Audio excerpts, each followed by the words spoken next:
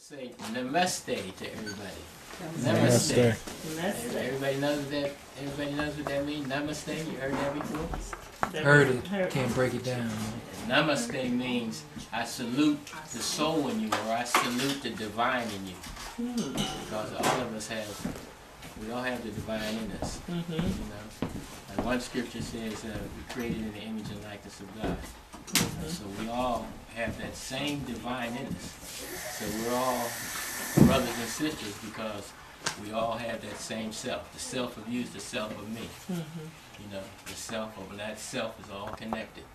You know, we think we're separate, but we're all connected, you know, because we all have that same self. We're all part of that same self. What I'm getting ready to practice here or perform here is a technique called Agnihotra. This Agnihotra is the purification process that was given at the time of creation. At the time of creation, there were teachings that were referred to, or that were known as the Vedas. V-E-D-A-S, Vedas. And it comes from a root word vid, V-I-D, which means knowledge, or to know. And these Vedas were the cosmic scriptures that were given at the time of creation. It's like we go out and buy something. Say we go and buy like a television, or we buy like anything. When we buy it, we get a manual that tells you how to work it. That usually has a schematic in it. If it's electronic, it'll tell you where the transistors, resistors, how to fix it and everything. So if man is wise enough to give a manual on the things that he makes, surely the creator of this, or the creator, or whatever we wish to call it, of this, gave us a manual at the time of creation. There was a manual given at the time of creation. And in this manual is knowledge on every aspect of creation. Every aspect of creation. In this homotherapy, this science that we practice now, we refer to as homotherapy. And this homotherapy deals with all aspects of creation. Anything that anybody is addressing in their life, there's something in this science that can affect it, and that can help it, and that can move it in a positive direction. I don't care what it is. I don't care if it's drug addiction, alcohol addiction, finances, farming. I mean, you name it. There's something in this knowledge that can help it. So what I'm getting ready to do right now is the smallest form of yajna or homa. And what yajna and homa, the words are used interchangeably a lot. Sometimes we'll say yajna, sometimes we'll say homa, but they both mean basically the same thing. Yajna or homa means purification of the atmosphere using the agency of fire. And what these fires do, these fires purify the total environment. These fires purify everything in their wake. They purify the soil in the area. It has a purifying effect on the water resources in the area, underground water, rivers, anything in the area. It has a purifying effect on the atmosphere, has a purifying and healing effect on the trees, on the birds. Anything that's in the wake of this fire is purified. It goes all the way up to the ozone layer. It actually goes up to the solar range, and it goes up to the ozone layer. It purifies and heals the ozone layer. Like right now, on the majority of the planet right now is experiencing what we call acid rain. Acid rain is falling almost on all of the planet. There's a word, I can't think of the word. I wrote it down because it was a new word. I heard it on a PBS station just recently. And what this word meant was that places that have been affected or basically messed up by man. And it said that there is no place on the planet now that hasn't been in some way contaminated by man. So this here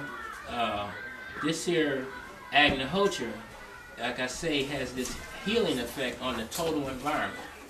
And the science basically says if you heal the atmosphere, the healed atmosphere will heal you.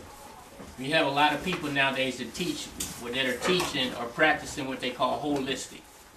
They say holistic. You have people that say they're holistic doctors, holistic healers, you know. But I personally challenge that term of holistic, you know, that term that they're using as holistic. Because most people that claim to be holistic, basically what they're saying is that man is more than body. Most holistic healers, holistic people that are under that title, they say man is more than body. Man is body, mind, and soul. So they're trying our body, mind, and spirit. So they tend to try to treat man in all aspects like that. But what about the environment? What about the atmosphere? You never hear them speak about the atmosphere when they speak about holism or holistic healing, you know. And we live in the atmosphere. We breathe the atmosphere. The largest organ is what? What's the largest organ? The skin. A lot of people say the liver, you know. That's the largest internal organ is the liver. But the largest organ is the skin. So the skin is always taking in from the atmosphere. So if the atmosphere is sick, everything in the atmosphere is going to be sick. And this atmosphere has been poisoned, being poisoned like tremendously over the last 50 or to 60 years, ever since World War II. That's when they began to use, it was surplus war products that were used to make the fertilizers. What did the farmers use? What's that PK, potassium, nitrogen, and phosphorus that the farmers used? That was a surplus from World War II. And they found out if we take this and put it in the ground, that it makes the plants look really nice. I mean, the plants look beautiful, you know. But the plants are getting phosphorus, nitrogen, and potassium. And on the other hand, it's depleting the soil. The soil is being depleted. Now we're made up of what? More than phosphorus, potassium, and nitrogen. We're made up of what? How many? When I was in school, there was like 92. They discovered some more now. You know, remember they had the chart chemistry. They had the chart chemistry. We're made up of all that, you know, potassium and so what's happened over the last 50 years? This is just dealing with like the soil and the farming. The constant use of those three chemicals has put those chemicals into the land, but everything else has been leached from the land. So when we eat food now, that's what we get a lot of times. Potassium, nitrogen, and phosphorus. We don't get the copper, we don't get the magnesium, the manganese, we have all this. That's why the rise in health food stores. We no longer can get what we need out of the food that we grow, so we got to go to a health food store and take pills to get the stuff that we used to get from the ground. I've seen studies that said that, for example, spinach. Spinach today, you have to eat something like 25 bowls of spinach today to get the amount of iron that our grandparents got in spinach, or great-grandparents, say 50 years ago. And these are some of the things that are happening to Mother Earth, you know.